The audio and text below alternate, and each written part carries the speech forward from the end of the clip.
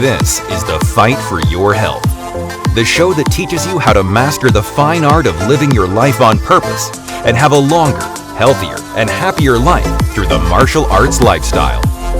The show is hosted by Professor Buitron and his co-host, Grand Master Richard Hackworth. These two experts have combined their efforts and are on a mission to make the world a safer, healthier, and happier place through the martial arts lifestyle. Now, to tell it like it is, here are your hosts.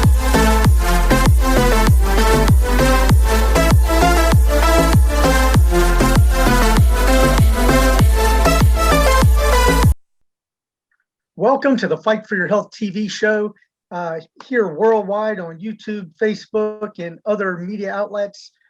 Today's topic is going to be mental health and how you can improve your mental health.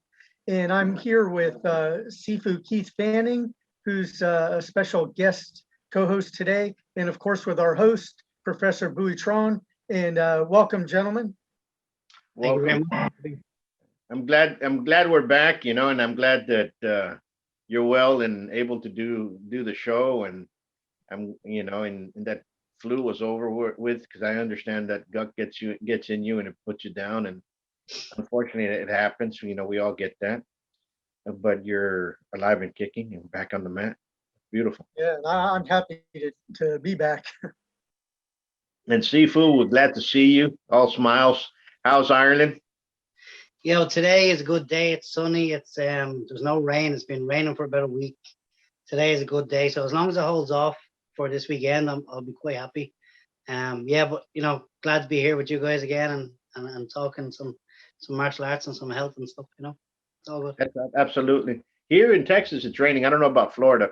Here it's been raining since Friday last week. But what happens here is the sun comes out and you get the humidity, and it kills you. It kills you.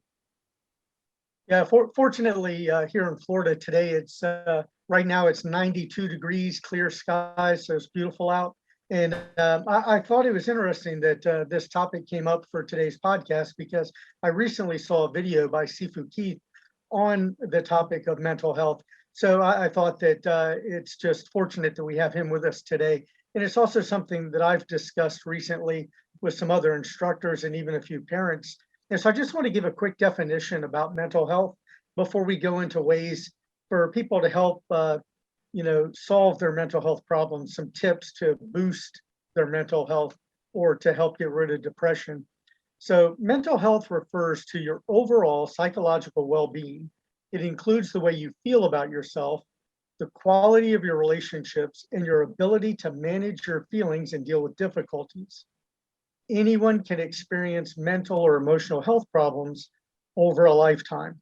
Many of us will. In the United States, 1 in 5 adults lives with mental health issues, depression, or substance abuse problems. So the tips that we're going to share today, I'm sure will be able to help resolve some of those issues. And a tip that for me was important was when I was in the Army, I had to go through a leadership course at Fort Carson, Colorado, called the Primary Leadership Development Course. And it was for people who were in charge of others, like myself, to monitor our people and to look out for the signs of mental health issues and depression, specifically because these are people who have access to heavy weapons. So we don't want them hurting themselves or others. And one of the things that I thought was interesting was the first thing to look for is that when people start slipping into depression and mental health issues, they let personal hygiene go. They stop brushing their teeth. They stop showering regularly. They don't change their clothes frequently. So if you're spotting somebody that's been wearing the same clothes for 3 or 4 days in a row, other than their uniform, then something's slipping, and in the military, you're required to shave, but some of these guys aren't showering, so you can pick that up in a hurry. So if you see someone who's letting their personal hygiene go, that is a clear indicator that they have some problems. So if you're suffering from this, then one of the ways that you can help get out of it is to make sure that you're doing your daily personal hygiene, brushing your teeth, bathing, brushing your hair, things like that, shaving, So I thought that it was interesting that even in the military, even though they're required to shave daily, you would see guys that you could just tell, they hadn't like washed or brushed their hair in days. And so you kind of pull them aside and see what they're dealing with. Hmm. Have either of you witnessed that with anyone that you've worked with in the past? Not the hygiene. I don't know. I'm thinking. It's funny because of unfortunately, suicide has touched my school 3 times. Students have unfortunately hit where they thought was rock bottom and decided that they were going to exit this world. There was no huge indication or telltales. When I look back and I look at what they were doing, yeah, one of them definitely there was telltale signs. We didn't spot it, we didn't pick it up. He was going through a hard time, very hard time with a rough divorce. We just thought it was down to the fact that there was a lot of pressure, money wise, loss of a house, loss of the family, not seeing the kids. Looking back now, yes, there was those telltale signs. I don't think it's as easy to spot some of those signs when you only see people. I was only seeing this guy 2, maybe 3 times a week at maximum. And the last month or so, when before he died, I think I've seen him maybe twice. So it was a case of that when it came to the mental health issue and it came to, ultimately his suicide, I don't think I was able to pick up on it until afterwards. And I looked back and went, yeah, maybe that was a telltale sign. At the time, I thought maybe he was just being lazy. Maybe he was just, having a bad day. Because as I said to you, I only seen him once or twice. But now when you look back, it is that moment of, wow, that was a sign, So, but the other 2 guys, no, there was nothing. There was no telltales. It was a final goodbye, and then it was that was it. It was done. So there was no, they didn't go down the normal route of what we would expect of depression and lack of hygiene. So, but mental health, they were trying to keep the training going and they were trying to battle through. So that was why I've always had such a strong conviction on what we're talking about today, was because basically 3 times it has touched my life and my school. So That's very unfortunate. I'm sorry for your loss. And as instructors, like you said, we only see people a couple of times a week normally. And one of the things that is another sign is that people disengage socially and they stop being active. They stop exercising. They stop coming to class. And that's why I've gotten in the habit that if somebody misses 2 classes in a row, I am on the phone to them trying to find out why and giving them a little pep talk or whatever, encourage them. This is a place where your family, when you don't feel good, this is a place to come because everyone here at the school is going to support and encourage you. So when you see people that aren't being social and aren't exercising, that's another clear indication that they're suffering from depression or mental health issues. So if you can kind of kickstart them getting back into working out regularly or to doing the social activities that happen at your school, it can go a long way in helping someone overcome the onset of depression and mental health problems. Number one, our condolences, Sifu, on the 3 that you lost. I've seen in the last couple of years, especially within social media, I've picked up on a couple of signs. Usually, people are trying to tell people that something's going on, and I had one person that I knew. He was posting pictures. He was not able to see his daughter and so on and so forth. And at night, I was just flipping through the phone. And luckily, I was flipping through the phone. I was not doing anything, and I came across a post, and he basically said that he was going to be exiting. So I called him right then and there. I called him through Messenger, and he picked up the phone, and I said, "Hey, what's going on?" And in fact, I told him, there's an IHOP down the street. I'll meet you over there. Let's touch base about it, And I was going through a similar problem at the same time. And I talked to him and talked him out of it. And I said, "Really, let's get you some help." During COVID, the same thing occurred. I remember my wife would be right next to me, and I had people calling all the time. And what are we going to do? We're losing our businesses. We're doing this. We're doing that. Well, there's nothing else to live for. And I had one young lady that she was going through that, and she had a business here in Laredo, and I was talking to her on the phone, and I got her.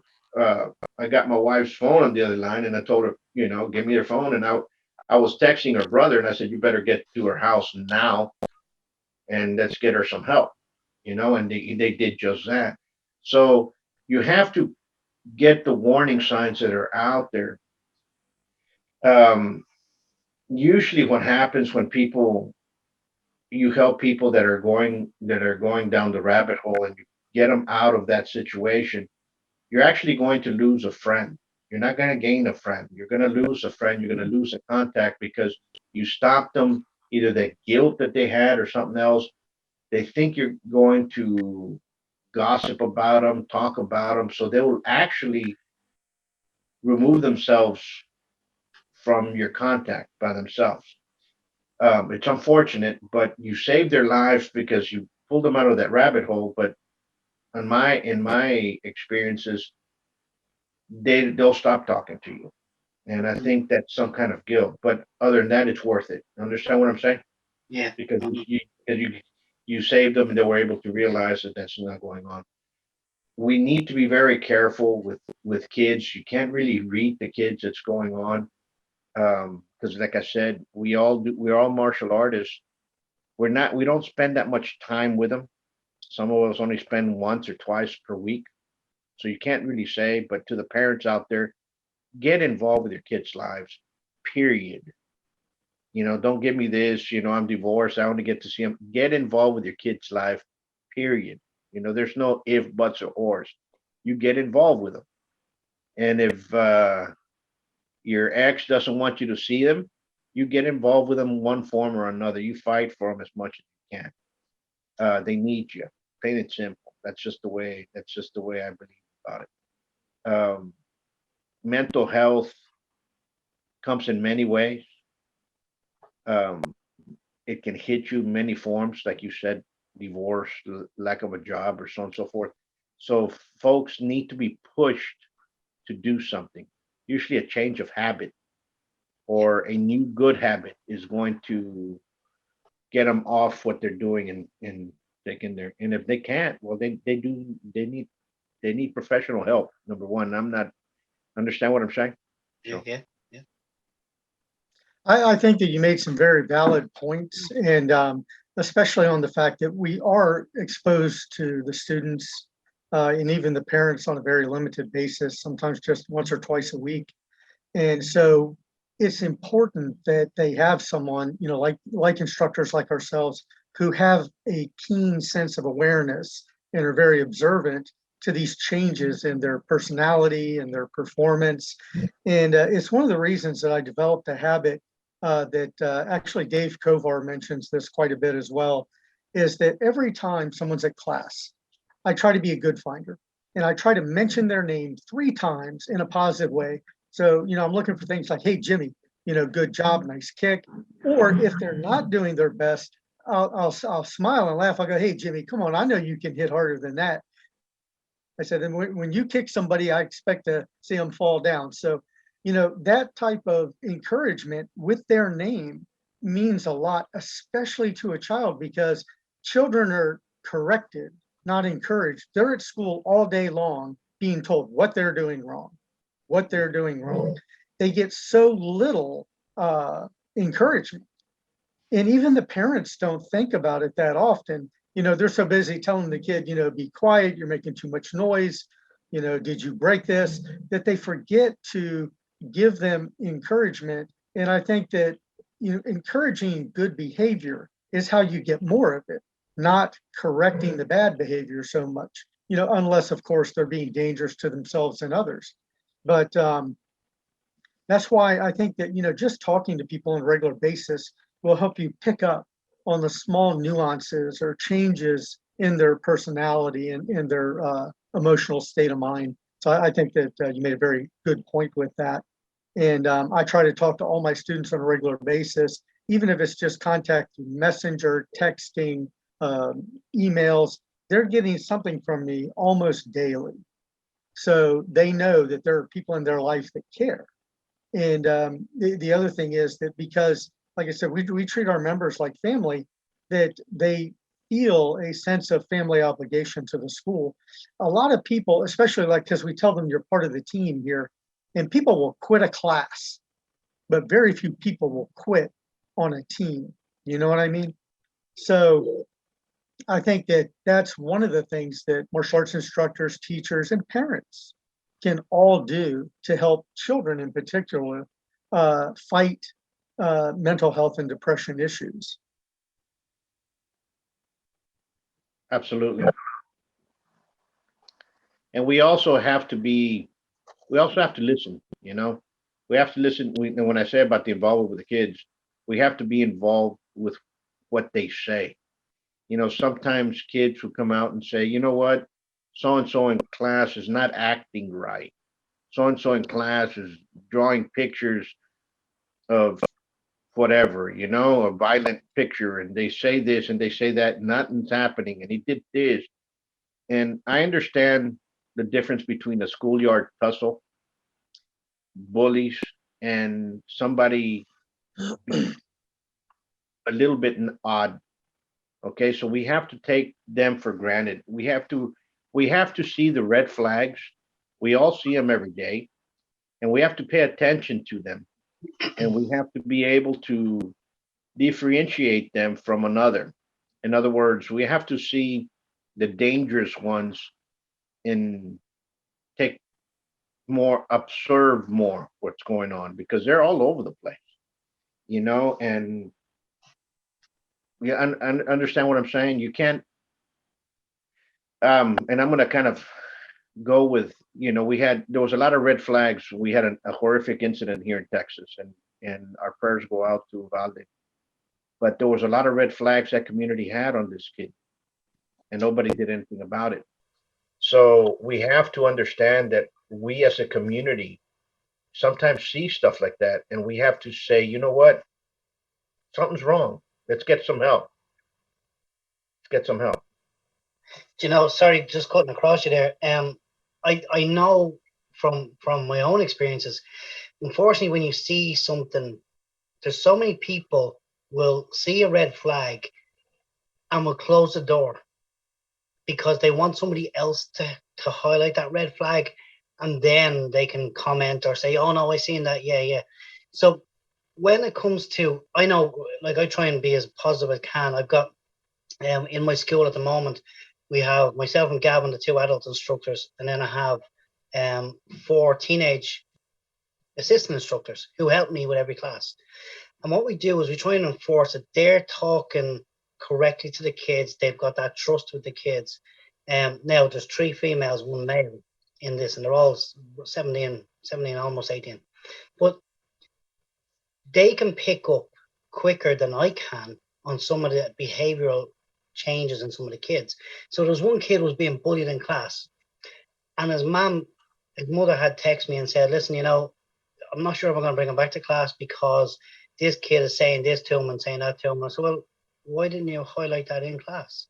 Why didn't you say it to me when I had the opportunity to not chastise the child that was doing it, but maybe to pull him to one side and say, listen, you know, you can't be doing that. So that kind of was a small element. But that kid that was being not so much bullied as there was a little bit of name calling going on. So yeah, kind of a bully, but not bullying. He was then suffering with a little bit of anxiety. At 7 years of age, that's wrong. At 7 years of age, it should be able to pull it out in the middle. And again, I took the offending child's mother to one side and I said, listen, this has to happen. But for him to do this, why is he doing it? What's he seeing? Because a 7-year-old kid doesn't do this to another 7-year-old kid unless they see it or they've heard it. So again, that kind of goes back to what you said about the red flags that were shown for that guy the other day in Texas. What did he see? What was he doing? What affected him? But without getting off the topic of it and without focusing on that part, the mental health issue of that 7-year-old child that I dealt with was that I sent him a video message via his mother's messenger to say, listen, missed your class this week. Hope to see you back next week. Hope you're having a great weekend, enjoying the weather. And the kid was back the next week and he was happy. But that was, again, like Richard said, about reaching out. When you don't see somebody at class, you reach out, you touch base with them. You know, but I think you said it right. You know, when red flags are there, who is the one that has to say, hold on a minute, there's a red flag? You know, where do we go with that red flag? Who do we tell that red flag is there? As martial arts instructors, we have to try and keep the kids in our class or the adults in our class on a level and a par where we're saying, look, you know, can I help you? What can I do to help you? Absolutely. But then if it goes a step further, who do I go to? The police? Do I go to, who do I go to? You know, do I go to his parents? Do I not go to that child's parents? You know, so it's kind of, I think it needs to be outlined and defined by our governments, our local governments and our governments in general. This is an area that needs to be pushed further and further now, more than ever, and not just on the back of what happened in Texas, but in general, I think mental health needs to be really, really looked at. Absolutely. What agency takes care of this? The police or not? You know, because let's just say, you know, back then, back when we were kids, you had punk rockers. You know what I'm saying? Yeah. And you had skinheads. And I'm not talking about the racist kind. I'm talking about that's what they look. You know what I'm saying? You know what I mean? Yeah. And if you look at them, people would say, "Look at that person. He's bad." They were as cool. They were cool kids. You know, they were trying to do that. That's just the way they wanted to dress. That was their. You know what I'm saying? So, goes back with bullying. Now you said a topic there that's very very much so, and I'm gonna kind of associate that with what happened in Texas. The article that was said there in the UK said that he was extremely bullied as a kid in school and throughout because he had a speaking impairment, and he was always getting into fights and he was doing this and doing that, but then that he was killing cats and all kinds of other stuff in there that, you know, those are red flags. Now, getting into fights, is that really a red flag?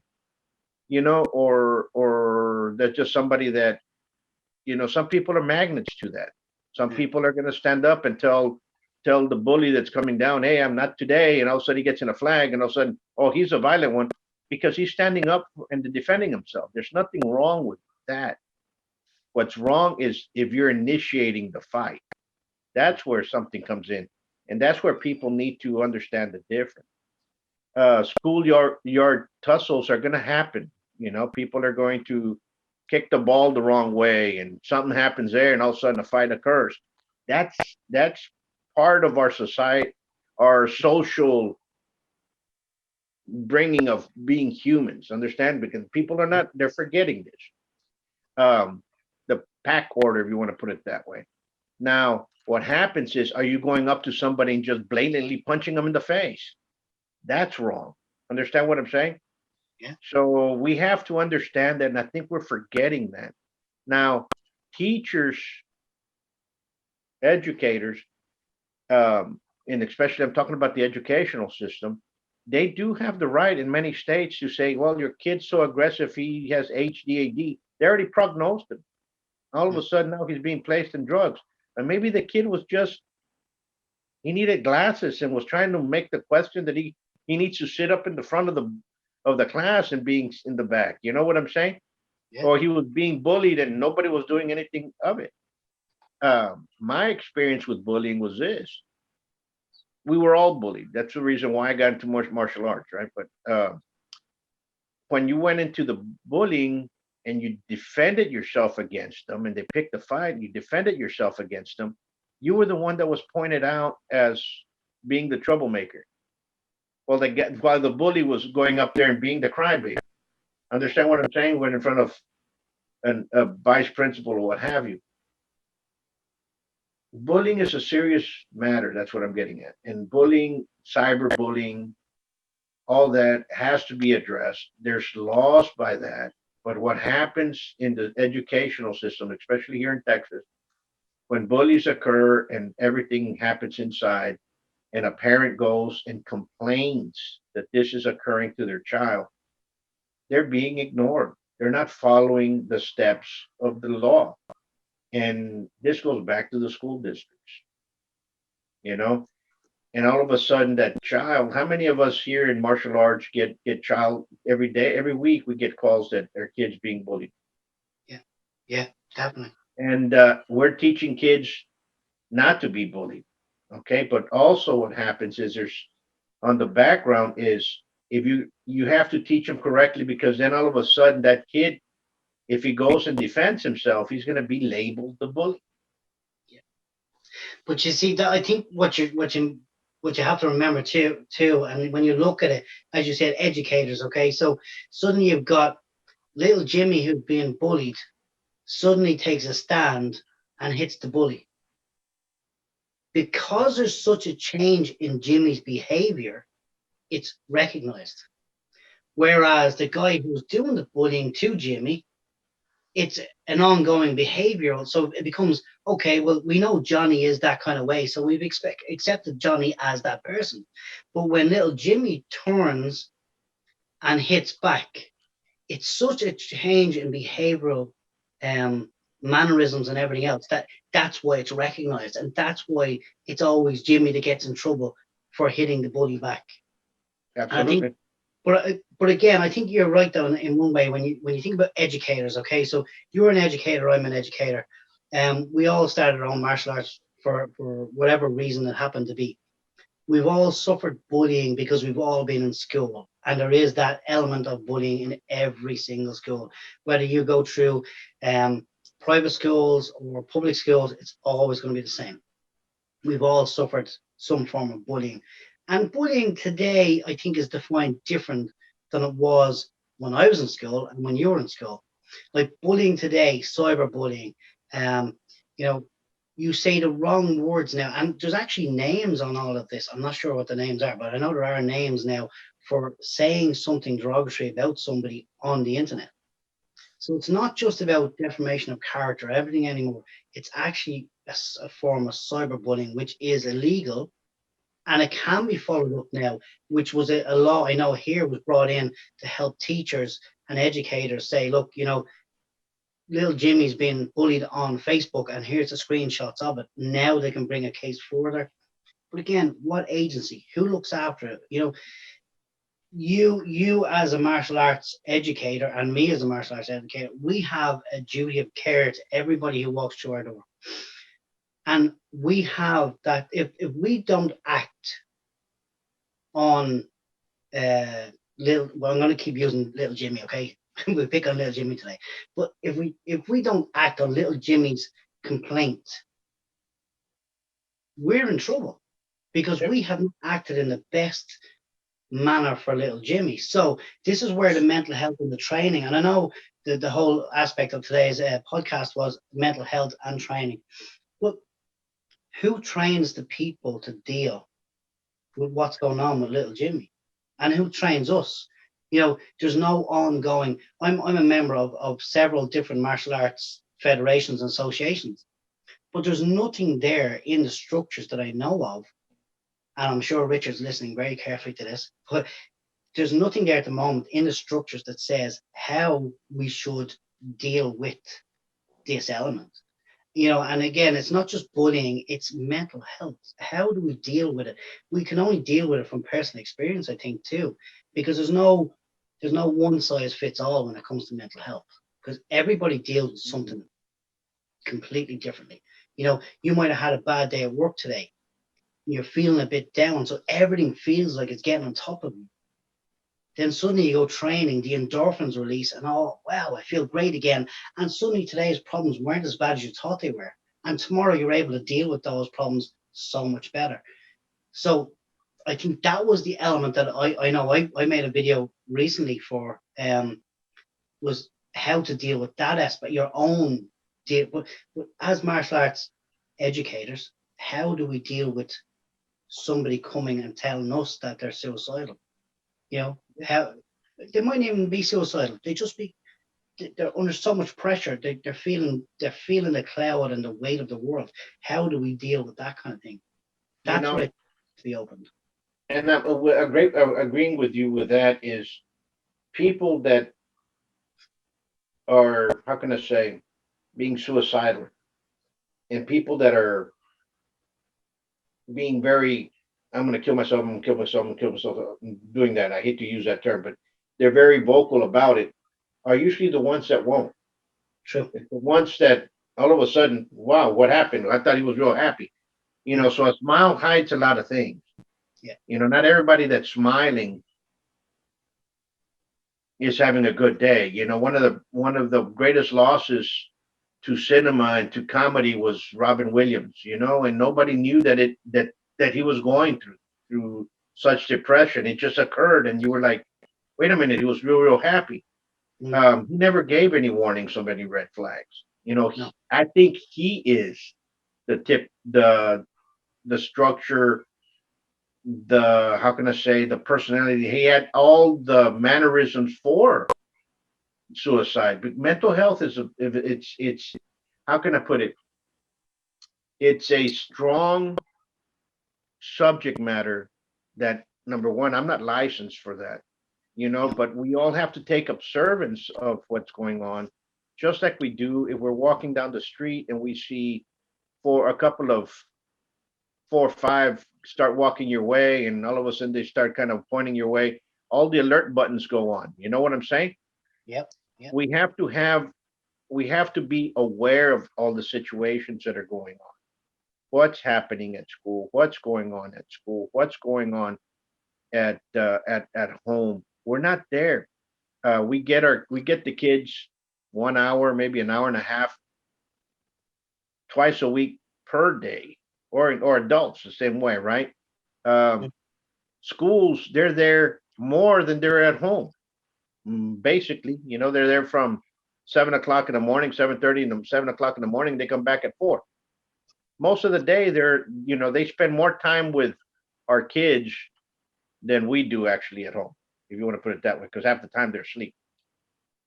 Okay. Well, after listening to the points that both of you gentlemen have made about the things that trigger the anxiety and the depression and the bullying, I just wanted to share 2 things.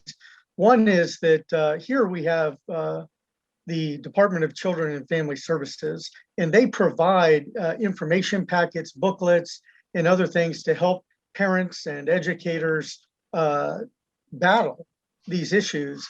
So there is professional advice available at no cost. I don't know if they have anything like that where you are, Sifu, but it's here. And when you reach out to them for pamphlets and things, they love it. So and the other thing is that in the organization that I belong to, through the Korean Martial Arts Instructors Association, the instructor training talks about this. There are so many things like the several things that both of you have mentioned that trigger anxiety, that trigger depression. And so our goal as martial arts educators is to be a positive or have a positive impact in the lives of the people under our mentorship. And a couple of the ways that we're taught to do that is, and one of my favorites is that, so before class, we always have people that are there coming in, loosening up, stretching out a little bit before class. We play music during that time.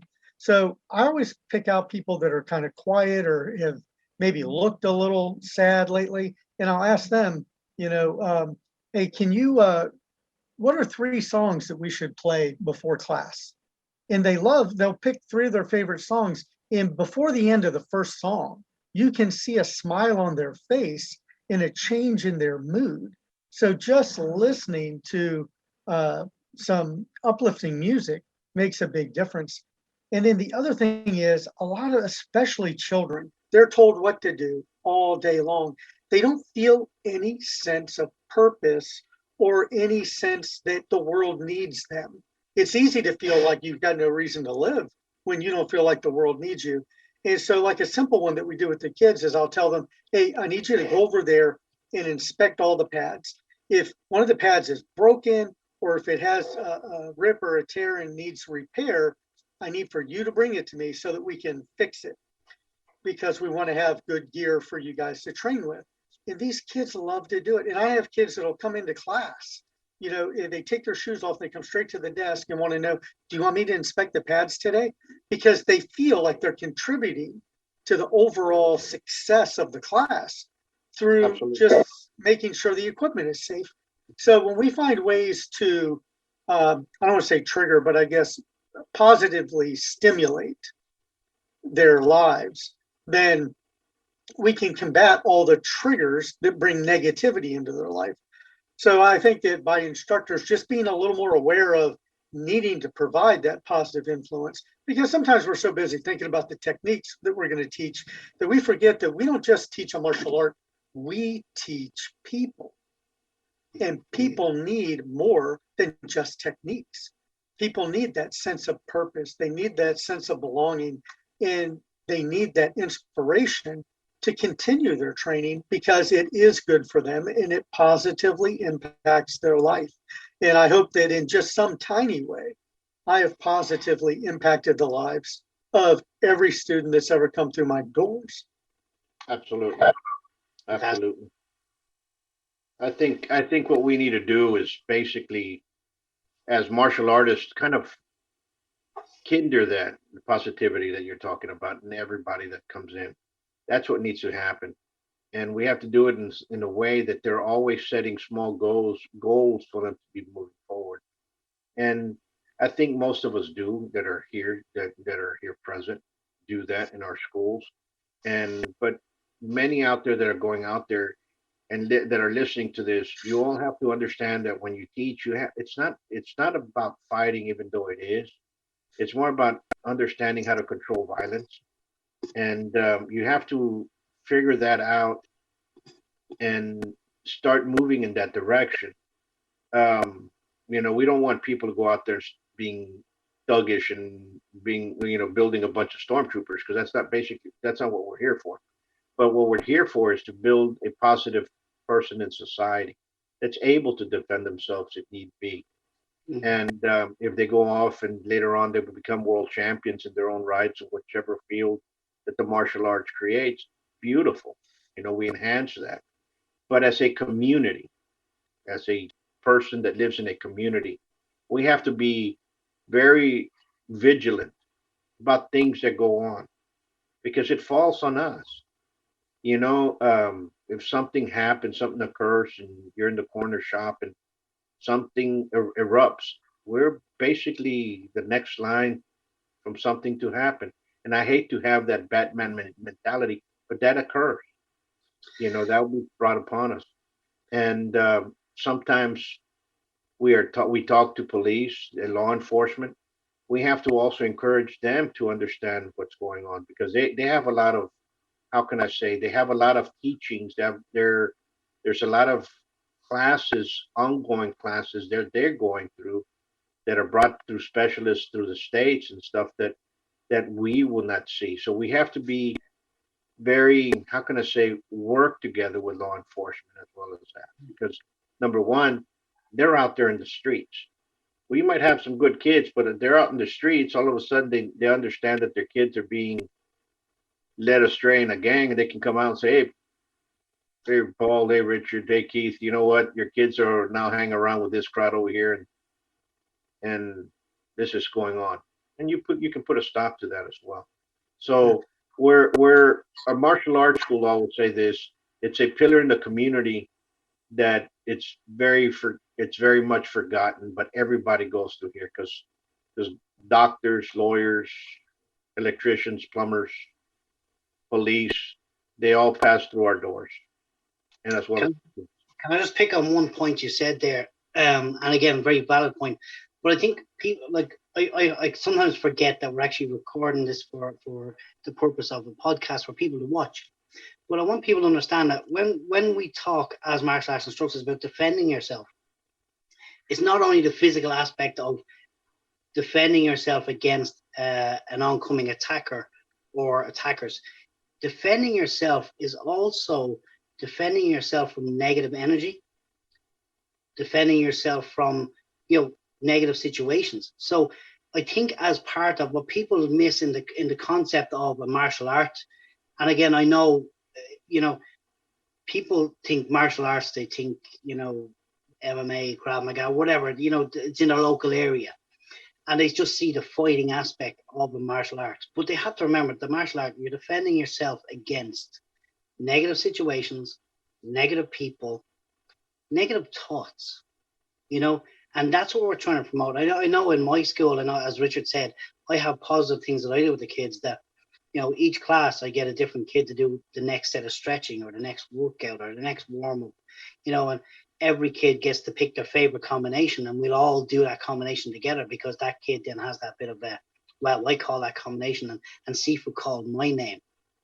So, and I know it goes back to that positive reinforcement, but I think people have to remember, as martial arts instructors, we're not only teaching kids and adults how to defend themselves physically, we're trying to impart that little part of, how to defend yourself mentally.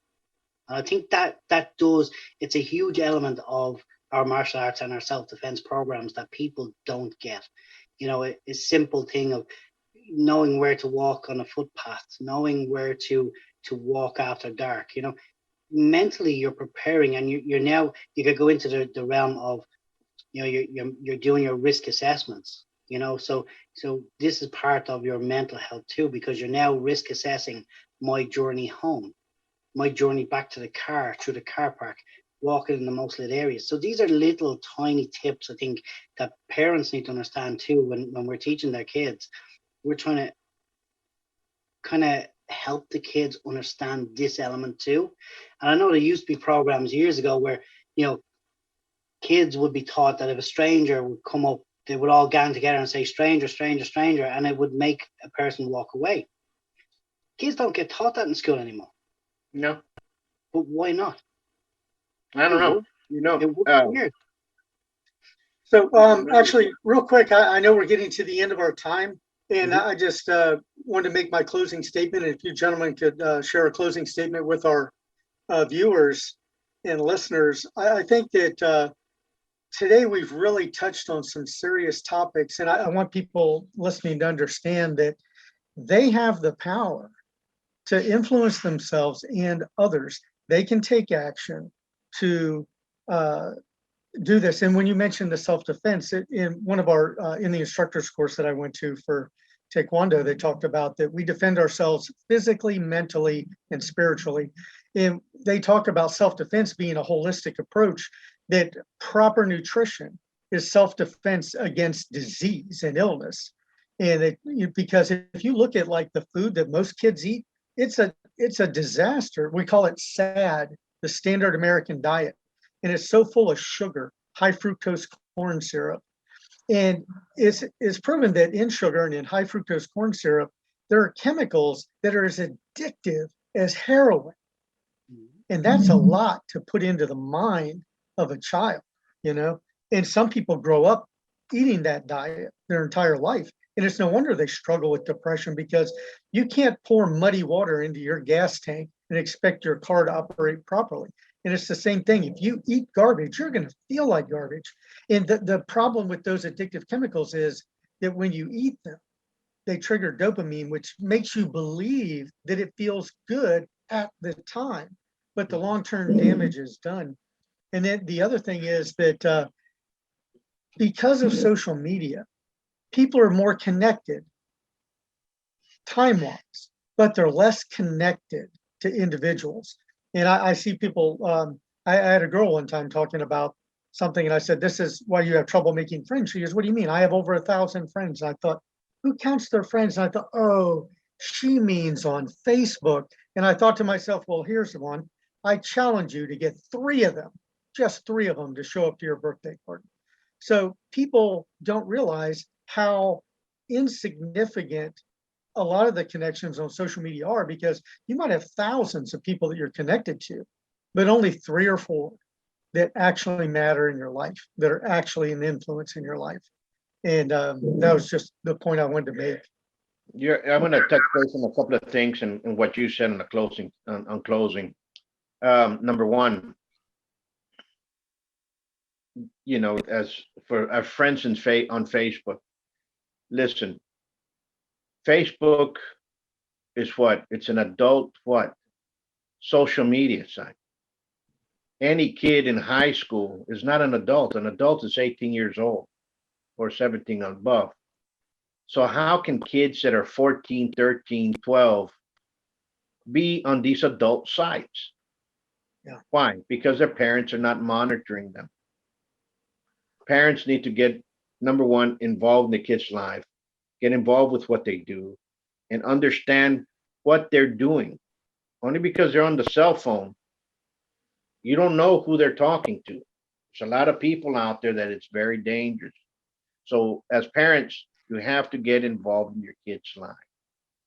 As school owners, we also have to be careful. And we have to be careful to be able to spot the dangers of kids going which route and being able to call it out. And we have to be able to touch base with a parent as well as a child. Okay. Period. Now, in the community, and I'm talking about the community that we live in, we have to be more vigilant. That's all I say. Pay attention to your surroundings and be more vigilant of everything that's going on. See what's going on. If somebody's going down that rabbit hole and he's a friend or an acquaintance or Facebook buddy or what have you, you have to be able to call it out. Send them a message. Hey, bro, you okay? Everything cool? And like you said, Richard, you have people that don't show up to class. Call them up. Call them up and say, hey, what's going on? Because there's a lot of things that can lead into depression. And with that, we'll go ahead and finish this. And folks out there, stay peaceful, be peaceful, and much peace. That's all I can say. Yes, Sifu Keith, do you have a closing statement? Yeah, it's just touching on something Paul said there was, a positive reinforcement can do everything for whether it's a child or an adult. It could even be a parent of one of your students. So I know personally, I try and interact with the parents. So some of the parents will stay while the kids are training, and I'll go over and I'll interact with them and I'll say, how was your day? How's the child been doing at home? Have they been practicing? I give all my kids, not homework, but I give them tasks. And I say, right, 5 minutes per day, I want you to not do anything, no social media, no gaming. Take 5 minutes. I want you to do set combinations. I want to do a little bit of stretching, and the parents are going to tell me. So I kind of check in with the parents, and it kind of gives that positive reinforcement too to the parent that I have their child's interest at heart. Now, it goes the same with with the adults classes. I contacted one of my students' wives last week and said, how's he doing? He seemed a little bit off tonight in class. She went, oh, funny you mention it. Yeah, he was a bit off today. But no, he's okay. Thanks for asking. 2 days later, the guy rings me. He said, I really appreciate you, Keith. He said, you contacted my wife to make sure I was okay. He said, that means so much. But that was a little positive reinforcement to let him know that, yes, while we're in class, I'm Sifu Keith. But after the class, I'm still interested. I'm still a person in his life, and I'm trying to make a positive impact in his life as a martial arts instructor, but also as a friend. I'm not everybody's friend, but I will reach out if I see that you're not right. And I will reach out to make sure that you're okay. And just the last point was that every day when my kids come in from school, I ask them, how was their day? What did they learn? And I think parents of students who are training in martial arts, they could ask, what did you learn today? And it's a positive thing where the parent is, like you said, Paul, is taking an interest in their child's life. They're inserting themselves in that child's martial art. Or it doesn't have to be martial art, it could be basketball, baseball, whatever. But they can say, what did you learn today? And I think that's a little thing that, like you said, I think it's just reinforcing what you said. It's that positive input and that pat on the back, say, well done, you done really well today. So anyway, look, I know we touched on a lot of subjects today in terms of the mental health, and that you could go on all day and all year about it. But I think if people watching this take a little bit from it and maybe a few hints and tips towards their own skills, or as you said, Richard, reach out and give us some feedback on what they think we should be looking at and what things, positive things they do in their school that could help us maybe in our school too. But again, it's about don't just watch the video. Give us a little bit of interaction. Absolutely. And if you guys got out there, like, share it away. There's a lot of good points that were brought out here. And if you all have some other ones, place it in the comments below. So in closing, I'd like to thank our listeners here on Facebook and YouTube and other social media outlets. And also to say that if you've watched this far, I hope you've already clicked that subscribe button. And we always do love to hear from you. Like the professor said, we look forward to your comments. Thank you for watching. And then next, please.